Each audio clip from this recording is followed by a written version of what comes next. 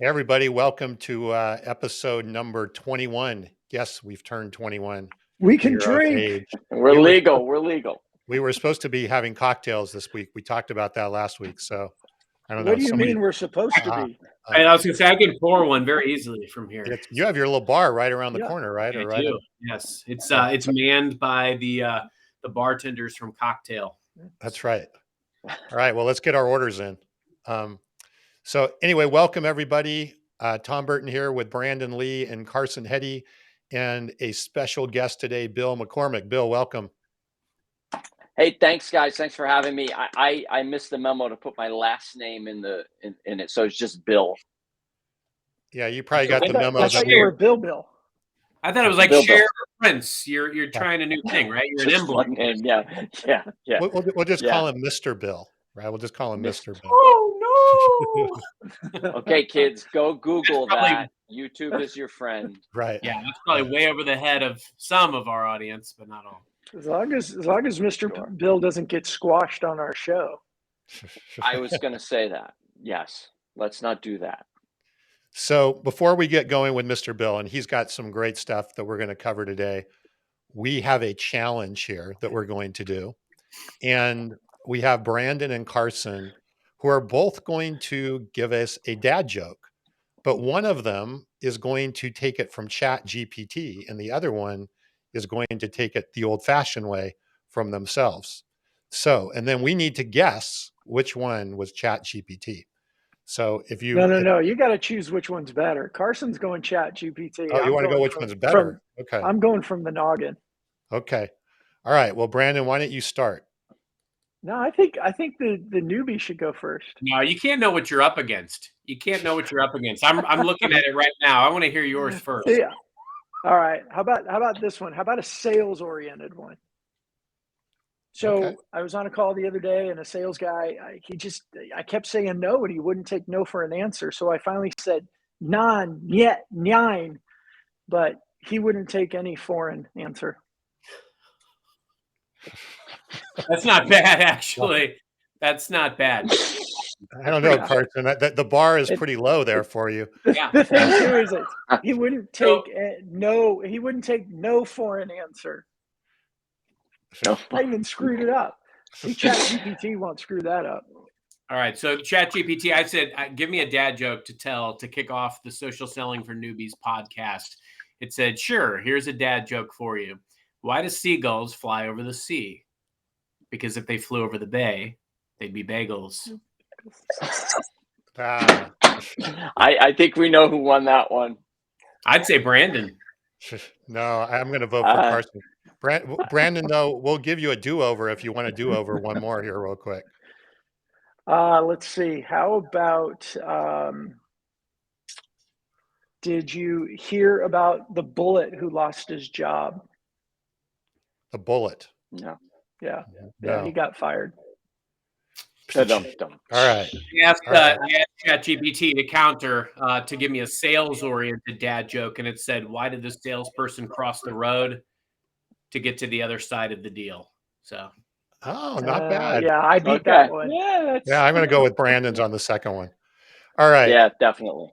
So, see what you got yourself into, Bill. Isn't this a wonderful show and thing that we cover here? You need to add the rim shot. Yeah. I got Dave Lewark there, I can see Dave right now just shaking his head, putting his hand in his face. No. Kenny, welcome. Thanks for joining us again today, Kenny. So Bill, tell us a little bit about yourself and your background, and then we'll kind of dig into, the fact that all sales are social. So yeah, thanks, Tom. So I was involved in sales much earlier in my career. As you can see, I've been around a little while. I'm a little bit over 39, but I came up in the grocery sales industry back in the late 80s, early 90s. And, that back in those days, it wasn't about the quality of the product so much or the great deals you could give for the clients, the customers. It was whether you could get the grocery manager, seats for the Giants at the 50-yard lines when seats for the Giants actually meant something, or tickets to Yankee games. I didn't play that way, and so I didn't do well in sales in that part of my career. Fast forward to many years later, I was in public service. I was a 911 dispatcher, actually. And my wife worked in the print and promotional product space. She worked for a gentleman. She was the business manager. He was the owner of the company, just the two of them. And he died suddenly. And my wife decided, you know what, I'm going to start my own company. And I went in with her on it. And being the only one with sales experience, guess who became the de facto sales leader, sales manager, sales guru was little old me. And I wasn't sure about that. But we quickly discovered, my wife actually quickly discovered that LinkedIn was where she could find the clients that she needed to connect with, that she had done business with before. Because one of the things we don't think about, when people leave jobs, we lose ways to connect with them if we only have their email address, right? Because that email just goes away. And so we quickly discovered LinkedIn as a place where we could do that. And I started becoming a student of LinkedIn, and that led to me connecting with many people and doing a really good job with her business, to the point where I could leave my 911 dispatcher job and go full time with her. Added many clients that way with LinkedIn, and adding, once I found them on LinkedIn, then nurturing them and adding them to the sales cycle. And then I had people asking me, hey, how are you doing this? Can you teach us and train us? So that led me into the LinkedIn training space. And I was in that for a while, and I liked it until I didn't. and I say that because at the end of last year, there were the end of 2021, there were so many people that said they were LinkedIn trainers, just like now. And I became disillusioned with it. And so I left that space. I jumped in with Larry Levine and Daryl Amy over at Selling from the Heart, and I began working with them in trust enablement sales training. But a funny thing happened. People kept asking me if I would help them with their LinkedIn. And I kind of developed this balance of the hardline LinkedIn trainers and social sales trainers that say my way is the only way. And this whole idea that all selling is social, where I came to the idea was, while LinkedIn and virtual, I call it digital selling. The world calls it social selling. While that is that's very valuable, it's not the only way to do things. And one of the turning points for me was talking with Carson at one point about his $9 million deal. And while we say that was social selling, and Carson will admit, there was all the other ways of selling were incorporated in that, right? So that landed me into this funny place where I'm working with the folks at Selling from the Heart. I love doing that, helping the podcast grow, but I'm also helping people with their LinkedIn presence and LinkedIn profiles, but in a really practical way, with a way of how is it going to work for you, and especially for newbies, is doing it in a way that's going to be successful for you. So many trainings that are out there today are what I call a shock and awe. That you have these trainers that tell you all this great stuff about LinkedIn, and you're like, whoa, that's great, and never do anything with it. And I saw that around a lot lately. So that's kind of where I'm at. I'm writing a book called All Selling is Social, which is really based on the idea that you need to use all of the clubs in your bag, so to speak. I liken it to selling methods like golf clubs in a golf bag. You're never going to use the same one all the time. And if you do that, you're not going to be successful. So you have to use the right club for the right job. Bill, how long ago was it when you quit your 9/11 job and started working with your wife on LinkedIn? My wife and I started our company in the summer of 2013, and Wow. I left. I walked out of 911 2 years later, the summer of 2015. You were quite early in the LinkedIn world, and as far as LinkedIn for sales and things like that. And I assume you saw it change a lot.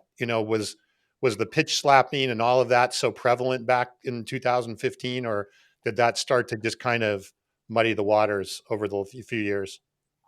I'd say definitely over the few years. I think it started pre-pandemic, but as soon as the pandemic kicked in, it really ramped up. And now it's, I was on Mark McGinnis's Boss podcast, Best of Sales Skills last week. And when we got in the call, the first thing he said to me was, yeah, LinkedIn, we all go on, we're expecting spam, and that's really what it is.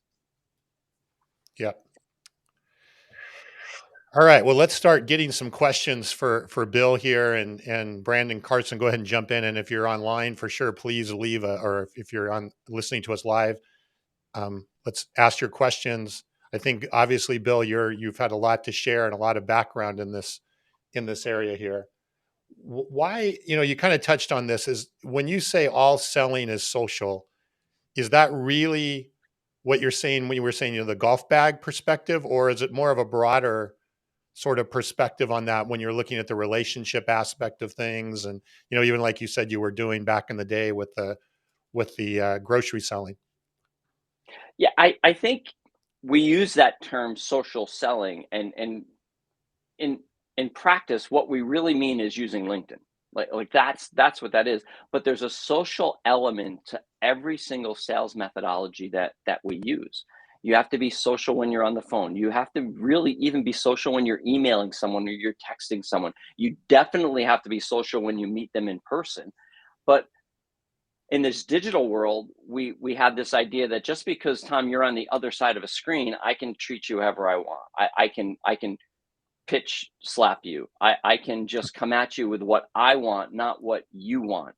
And back in the day, I can remember my parents talking about people who are antisocial, neighbors in the community who didn't like kids and would yell at us when we came near the house and wouldn't communicate with anybody else, wouldn't come to any barbecues. And my parents would say, oh yeah, Mr. and Mrs. Jones, they're antisocial. Well, there's a number of people that are being antisocial now in the sales world, specifically in LinkedIn, and doing things the bad way.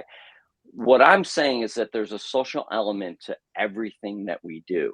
And whether you're calling someone on the phone or you're meeting them in person or you're sending an email, treating them like you would treat them if you were in the face-to-face, and taking their feelings and realizing that they're a human and we need to treat them like a human. Yeah, makes total sense. I got a quick question, and then I'm going to tee up one of the ones from the chat. Bill, you said something really profound in a prior conversation that you and I had, and it was really geared around stop talking about how you can help someone and just help someone.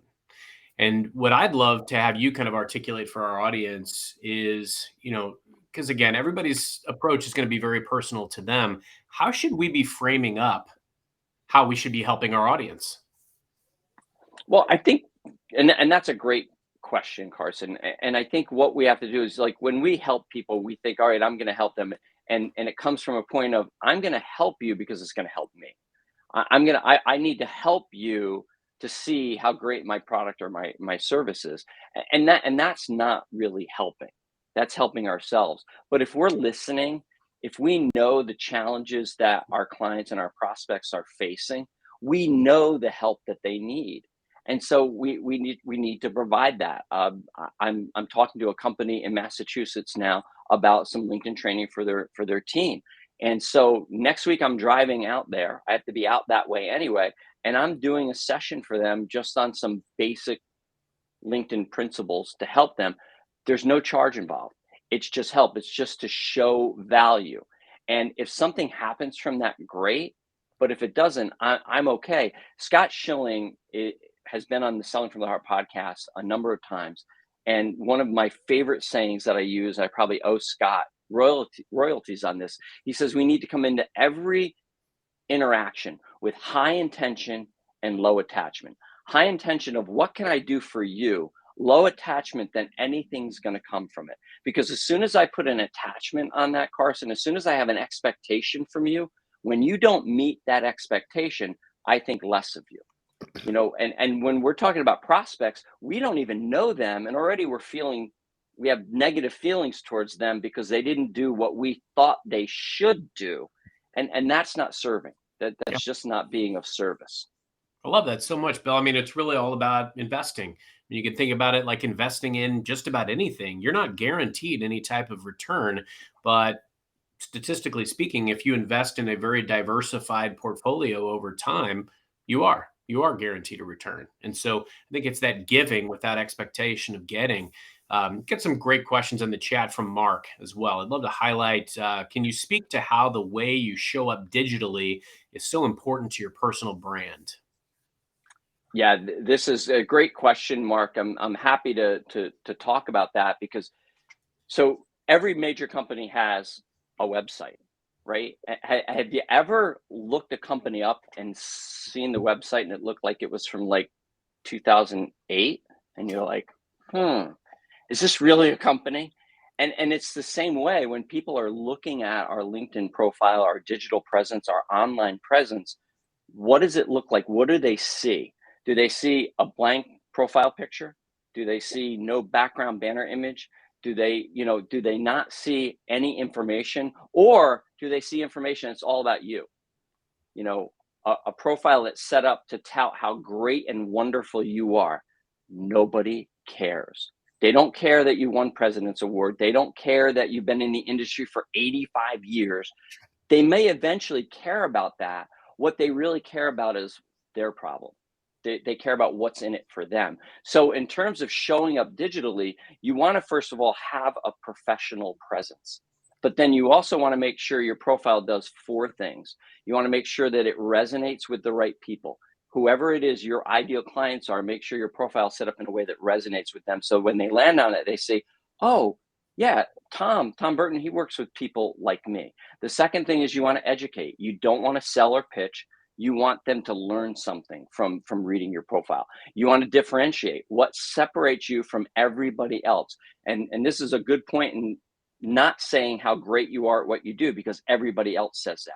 So if everybody says that they're the greatest, who's the greatest? It ends up not meaning anything. And then the last thing you want to do is communicate. You want to make it easy for them to get a hold of you and easy for them to converse with you. So Mark, I hope that helps answer your question. That's a really, really succinct answer, I think, to a simple way to evaluate or almost audit your LinkedIn profile, right? Just quickly look at those through that lens. And I'm already thinking of some changes I need to make. So thank you, Bill. Good value. You're welcome. Good deal. Good deal. And Bill, what would you follow up after that? Like, I mean, obviously people think about their profile and really fret over, did I do it the right way? Am I saying the right things? But once, let's say they did what you just said, they've got a profile they're proud of, they can stand up straight and say, if anyone gets there, they're gonna like me, or they're gonna be able to engage with me. What's next when it comes to LinkedIn? So I train on what I call the digital diamond, and I came up with this from studying Larry Levine's LinkedIn presence. And Larry and I disagree on some stuff when it comes to LinkedIn, but I can't disagree too much with Larry because he has like 35,000 followers. He gets amazing results on his content because of the 4 things he's done. First of all, he has his profile set up that it does the 4 things I spoke about. And then the next thing in the next point in the diamond is the network. Building a quality network. Larry has a very succinct network that he's connected with of people who are interested in what he has to say. Now, when you're using LinkedIn for sales, you want to have a networking philosophy when it comes to your network. So you want to build it the right way. Don't just accept everybody and anybody.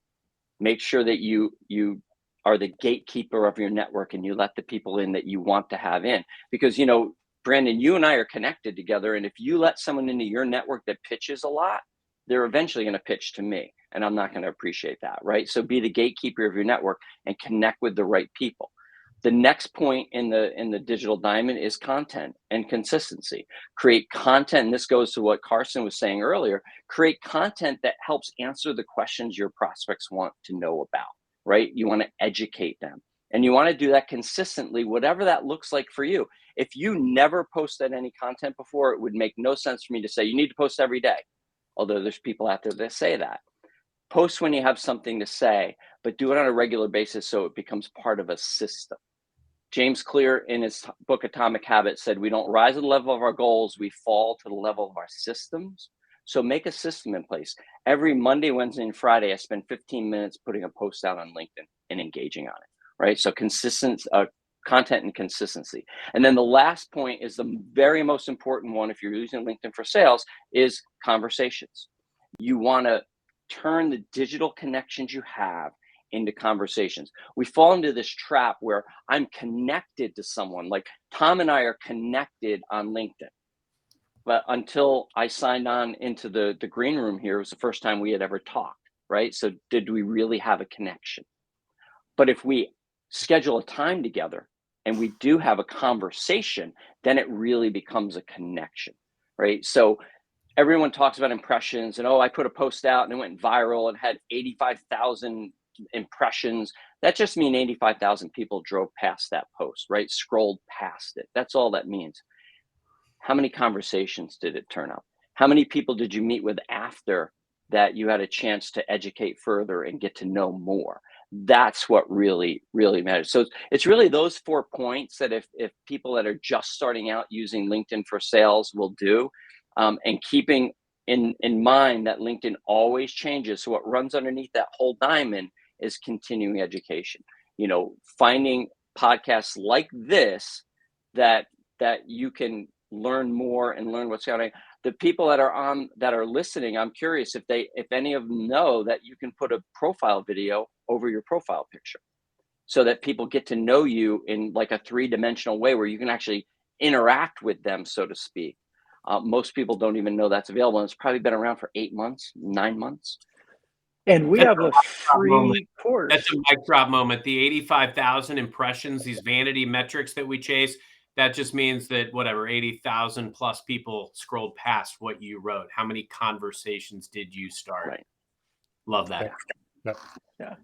And Carson had talked about that a few episodes ago where he said one of the things that you do with your teams on Monday mornings, I think it is, or your weekly meeting, whatever it is how many conversations did you start this week? Not how many calls did you make, how many emails did you send, but how many conversations did you start? I think that's really, really important. Bill, Mark had a follow-up question, and I was fortunate. I had a conversation with Mark for the first time this morning. Great guy, by the way, if anyone's not connected to him.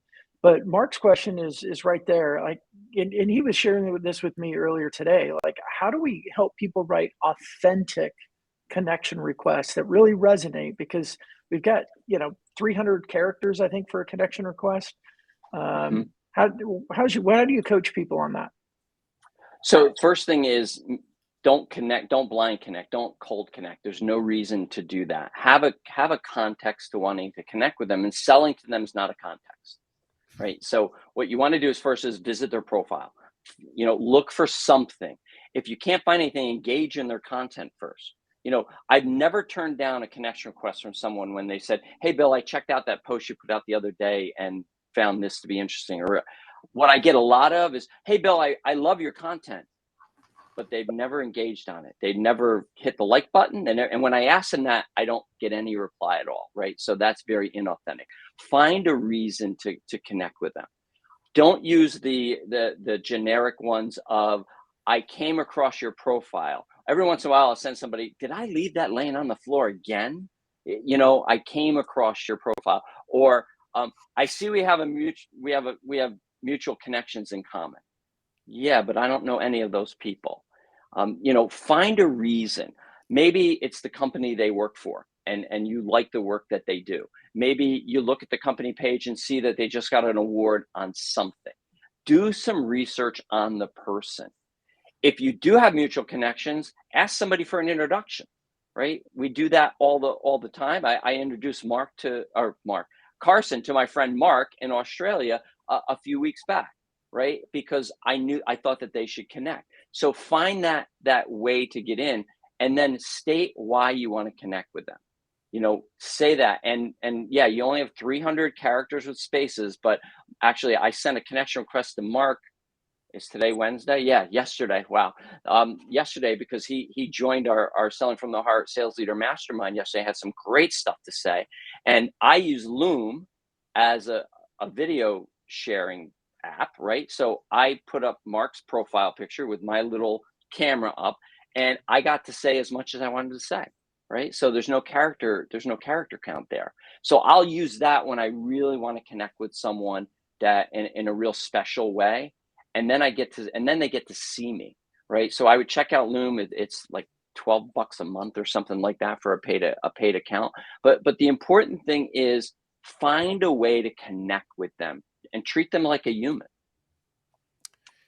Bill, you said something earlier I wanted to kind of follow up on, and because we've had some different opinions on this on the show over the weeks, is, only connecting with people that you want to be connected with. And we've had people come on saying, well, you should connect with everybody because then your network spreads and you're going to get a lot more reach and all of that. What's your take on that, or your counter argument to that approach? Well, so what are your goals for using LinkedIn?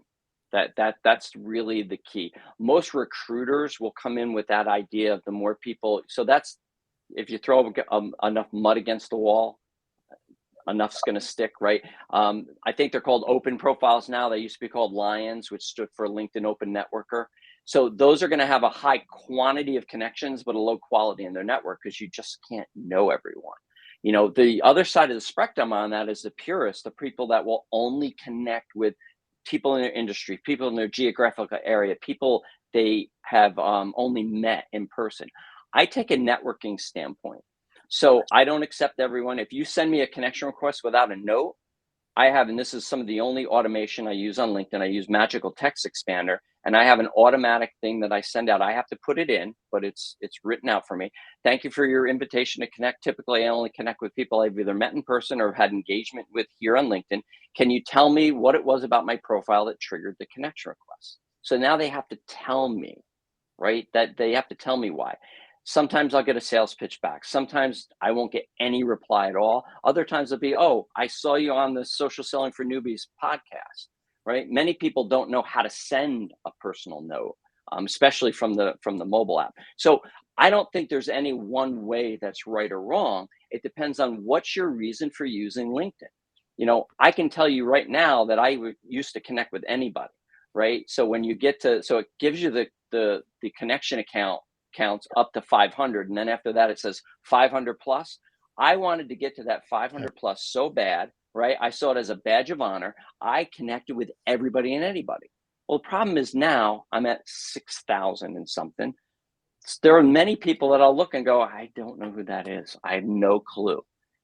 So have a strategy for why you want to connect with somebody.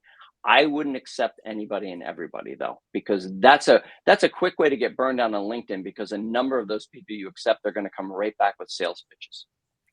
Yeah. Hey, Tom, we've got Jessica and Brandon both kind of saying the same thing. Oh yeah, Brandon's actually commenting on Jessica's in there. And just to point this out, Jessica, right on, Brandon, right on. And this is something that I am very, very passionate about.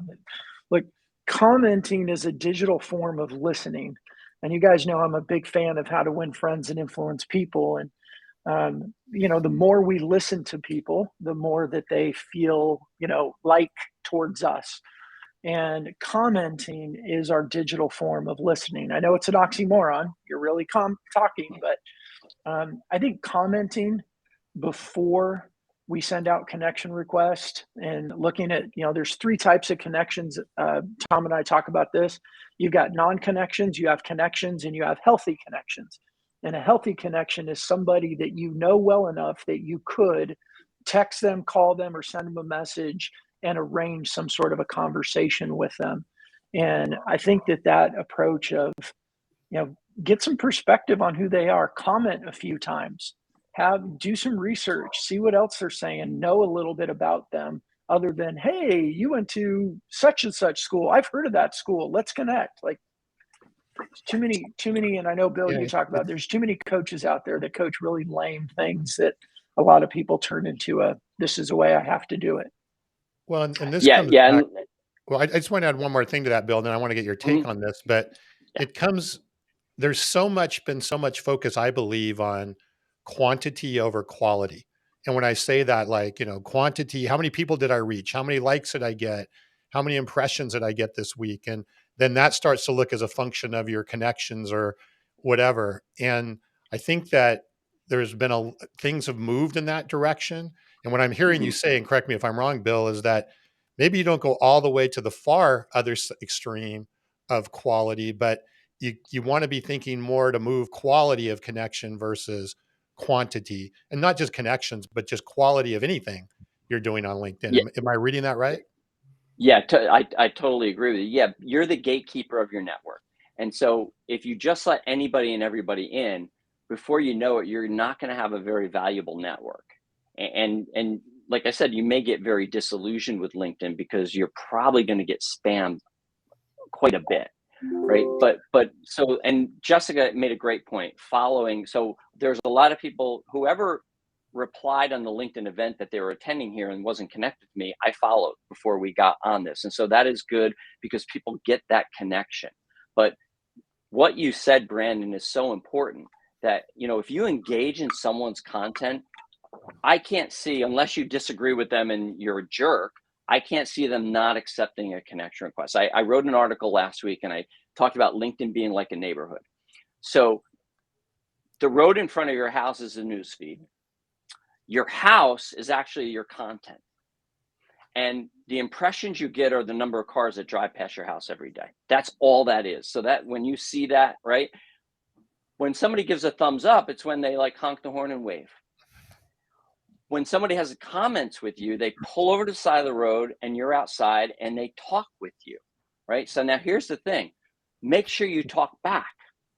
Right? So many of us, somebody talks to us, right? They have a comment in the comment section and we turn around and we go back in the house and we shut the door, right? And so I that's think what you're saying we're drives. anti-social neighbors, I think is what you're saying. Yeah, exactly. Exactly. And listen, sometimes you can't do it all the time. I just realized I looked at my notifications and there was a comment yesterday I missed. You know, we can't always be there every moment, but make sure you reply to that, because if you don't, those people are going to drive right by next time. Like there's no sense.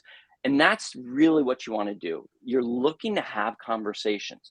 And, you know, without getting too much detail with the algorithm, that's what drives the algorithm to push that content further to a larger amount of your followers, right? Because it only goes out to a small percentage the first time, but as people engage in that content more, it goes out to more. So that's really important, having conversations. Let's see, just Good checking stuff, here. Bill. Yeah, we've got some good feedback here. I want to get to some of the other questions we wanted to hit on today before we run out of time. I have a feeling we could go quite a while on this. You know, Bill, you talked a little bit about the golf bag and the golf club. When you look at that analogy, are you also taking into account sort of, I call it omni-channel, or the fact that you have other channels of communication other than just LinkedIn? Or, you know, and how do you actually take into account and utilize those different channels, I guess, but again, align with what you just talked about as quality of connection and quality of relationship? Mm-hmm. Yeah. It's definitely the medium of communication. So when I was a 911 dispatcher, I used to teach. When I was training, we taught the communication cycle, and part of the communication cycle is the medium, and so that's how you're communicating with the receiver, right? You're the sender. How you're communicating with the receiver.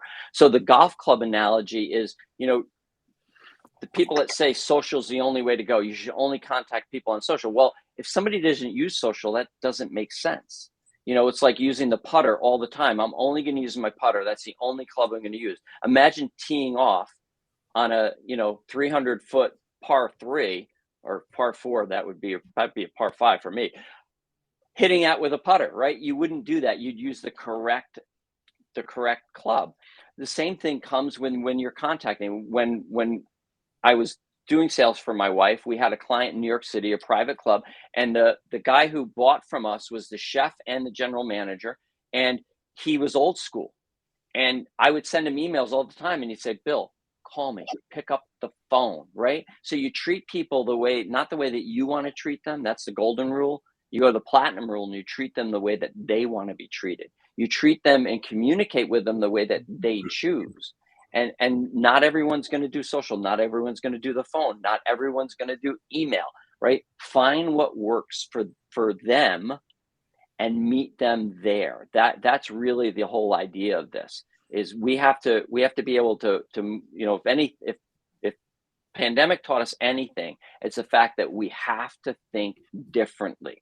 And today's trainers are in their echo chambers, right? There's sales trainers that are social sales trainers, and that's all they do, and they don't teach anything else. And they tell you if you do anything else, cold calling, cold calling is dead. And they find all of the data to back that up to stay in their echo chamber. And they're same with people that do cold calling training, and same with people who do email marketing training, right? We have to get out of our echo chambers, and we have to be open-minded to say, okay, what's going to work with this client? What's going to work in this situation? Because no matter what they tell you, all these trainers, they're working with what's worked for them to sell that thing that they're selling you. They're not living in your day. They don't have your deal. They don't have your quota. They don't have your sales manager breathing over their neck, right? You have to do what's going to work for you. And that's meeting your client where they are, both in serving them and in communicating with them. Love that. So if anybody's been on the 20 shows prior, we've got a couple of themes here. One, I always make a movie reference. And two, we like to ask our guests about tools, right? So in this case, what's in the golf bag? Now, when I think about what's in my golf bag, I'm usually like very scrappy, very resourceful. I'll use anything. I'm kind of like Tin Cup, or I'll even use a rake on the green if I have to, if I've lost the rest of my clubs. But Bill, I'm really interested in what's the essentials in your toolkit. And I've often found too, like things can weave in and out, right? Depending on the scenario, like who you're attempting to engage with, where your audience is. But what is on Bill's must list of tools in your social selling toolkit? So I'm on. So LinkedIn is the only place that I contact clients. I don't mess around with Facebook, Instagram, Twitter. I do have a TikTok handle, and it's actually LinkedIn Dad, because I used to do like a dad joke and then a LinkedIn tip, but I just stopped. I can't play with TikTok. It frustrates me, right? So I stay here. But video. Can I take over your handle? No. I might still use it. Put a bid in, and we'll see. But video has been huge for me. And, I use it when I send a proposal. When I send a proposal, I go through the proposal on video with someone, and then send that to them. So I try to head off questions. I found that to be huge for me. And then also just connecting with people, whether it's, a lot of folks don't know, you can send a video to someone that you're first degree connection with just from your mobile app. No extra software needed. And that's been great for me in terms of moving deals along. And then what I've been using more than ever before is my phone. I'm actually just calling people. I'll give it the email a couple of times, the DM a couple of times. Then you know what? I'm just going to go to the phone, and that's what I'm going to do. And that's something that I was really hesitant to do before, because I was a social sales trainer. I have to use social. Well, this is social. And so that's what I love is that in person is back. So when this opportunity came for me to go to Massachusetts next week, I reached out to a potential client. I said, hey, let me come talk to your people. No expectations. Let me just come and talk to them, because being in front of people face to face, I live off of that. This is great. I do well with this. Nothing beats a room full of people that are eager to learn. Yep. Love it. I wanted to spotlight Bill's comment here as well. I think it really sums up a lot of what we've been saying here is, engagement with followers isn't a race. It's about depth and making someone feel a sense of being and commonality.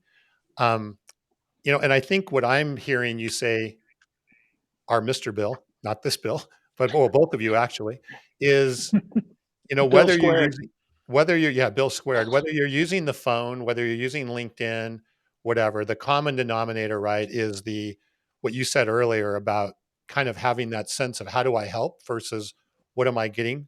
How do I add value versus what am I taking on that? Yeah.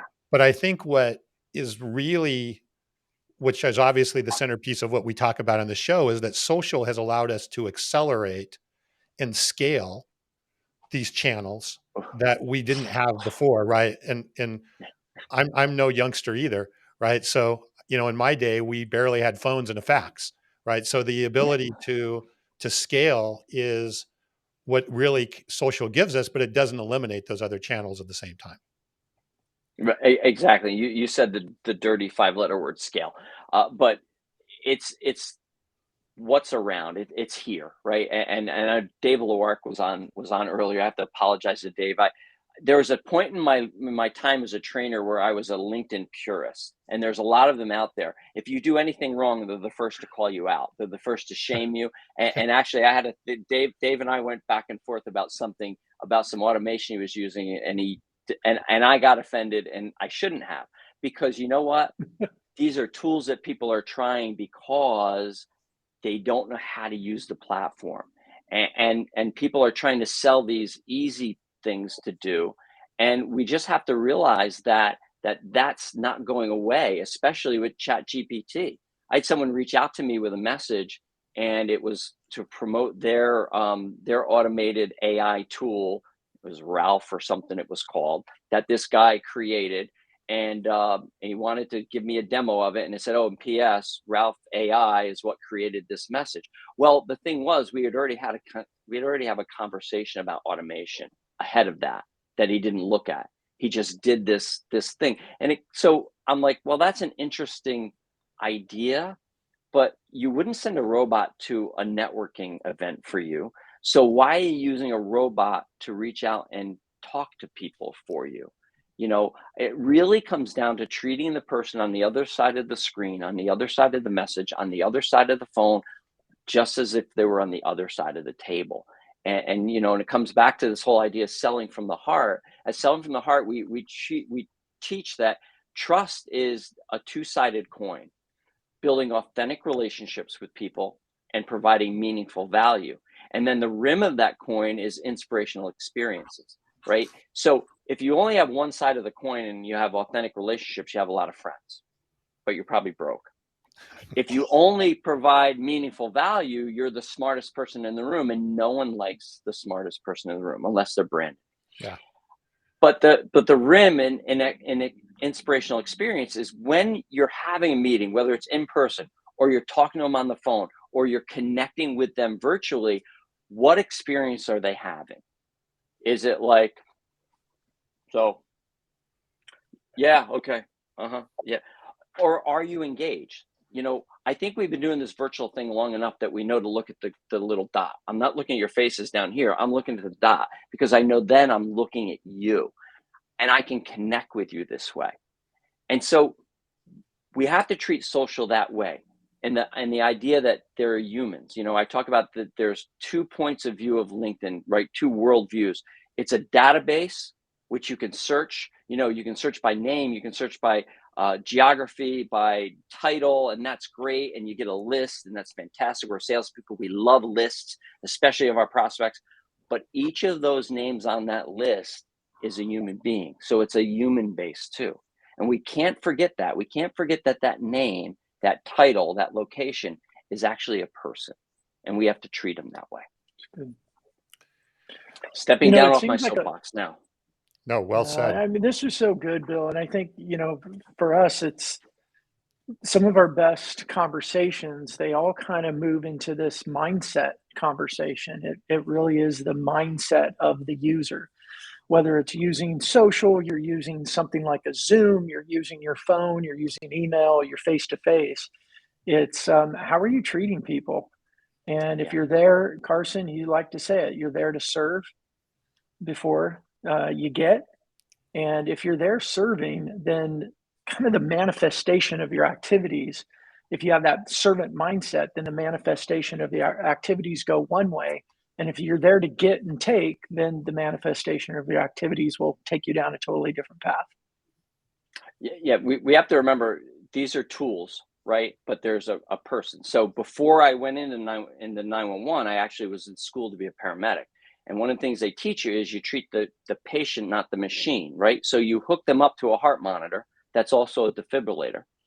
And if they go into a rhythm that you need to shock them in, but they're not presenting with the symptoms. You worry about the patient. You don't grab the paddles and zap them. You treat the person and not the machine. And same thing here. You treat the person, not the technology. And we're starting to get away from that. And this whole chat GPT and this AI, this is going to make it very interesting over the next year to 18 months. I'm seeing a lot of LinkedIn trainers, but, oh, check this out, and this can be great. And okay, but we're people. And we have to remember that we are people. If you use it with the intention to authentically connect and it helps that process, great. Otherwise, yeah, you need to lean back toward the person. Yeah. And it just creates more noise, right? It's just creating noise versus. And there's always noise, right? There's always been noise as sellers, right? And the greats are the ones that can cut through that, leverage what they need. But at the heart of that is authentic connection, period. Amen. I wanted to get one more question in here from Nirmal, which I thought was interesting. How do we foster diversity of opinions while being gatekeeper of our LinkedIn profile? So I think that's a good, interesting question to kind of take us home with. Yeah, and Nirmal, that's up to each individual person. I am connected with people who sell automation. I'm connected with people who think automation is the way to go because I respect their opinion. Just because, and that's where we get into this whole idea of echo chamber. And if you want to see echo chamber, go on Facebook and look at some people that support a certain political party and don't support the other, or support a certain person and don't support another. And no matter what you tell them about that party or that view, it doesn't matter because everything that they read and see backs that up. We should all want differing points of view. I want to know what somebody thinks about when they're using something like Connected, right? Which is a LinkedIn automation. I want to know why they're using it and what's working for them. Lead generation. All over the place. You probably all get the same emails that I get and the same LinkedIn connection requests telling me that they can get me 85,000 meetings a month if I just use their stuff, right? I connect with those people to find out, how are you doing that? Because I want to know. And so, Nirmal, it's up to each of us to make sure that we're listening to other points of view. During the race stuff that we were going through about 18 months to 2 years ago, my wife and I made sure we sought out people of color that we knew. We didn't know them well. They weren't our friends, but we sought them out and we became their friends and we listened. We just shut up and listened. And it opened us up to things that we didn't know. And it changed a number of things about us and got us to see things. And that's what it means to get out of an echo chamber. We have to be open-minded and we have to listen. So Nirmal, that's up to you. And that's up to each one of us to say, okay, what are these things that I am holding on to, these beliefs that I'm holding on so tight about sales or about our personal lives? And who can I talk to that has a different point of view? And listen to understand, not listen to react. That's the key. Well said. Listen to understand. Yep. Carson, Brandon, any final thoughts, questions before we wrap up? I'll let Carson end us, but I'll just reiterate again, everything that Bill's saying comes down to mindset and how you want to approach people is going to determine how you behave in social or on the phone or any place else. So mindset. Yeah, we've talked a lot about how to, how to engage and the best ways to use some of these tools. But I keep going back to Bill's neighborhood analogy. And I would encourage anyone taking this in today to absorb that and kind of fit that into your construct. The tools that you're using, the process you're using, that's all going to be very personal to you because you have a distinct audience and you have a distinct outcome that you're trying to drive. But, are you truly engaging or are you watching people wave and walking back into the house? And I think that's the challenge that I think each of us have to walk away with today. And it goes back to what Bill said at the onset, all sales are social. So how can we best leverage everything at our disposal in order to better meet our audience and to better truly engage in authentic relationships? That's what it's all about. So Bill, this was great. It's always good to see you. Thank you. And thanks so much for being on. Yeah, thank you. And if folks connect with me on LinkedIn, they can subscribe to my newsletter on LinkedIn, All Selling is Social. And last week, the article was on the neighborhood. They can read that and I think probably get a little better understanding of that analogy. Great article, by the way. Thank you. Yeah. Thanks, Bill. Thanks, everybody. Thanks Thank you, for Bill. all the great comments and questions today. And we'll see everybody next week. Until next time, All right, happy great. Thanks. social selling. Yeah. Thanks, everyone.